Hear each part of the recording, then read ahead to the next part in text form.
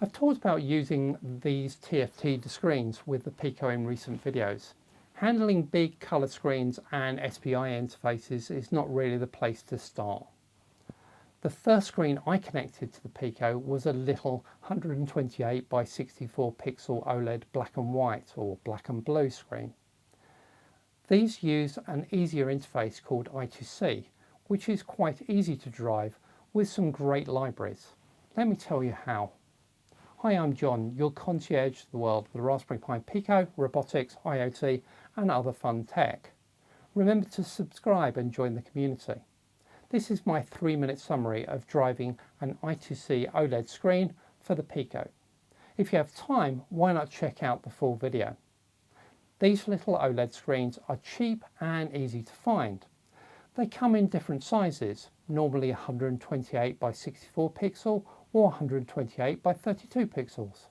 They're driven by an IC called the SSD1306, which manages the interface buffer for the screen.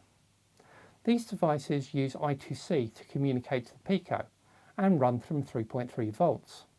The Pico has two I2C interfaces, and in this example we use I2C 0 and map this to GPIO 12 and 13.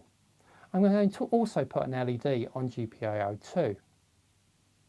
The code for this example is on GitHub, and I use a library to control the OLED display by David Schreman.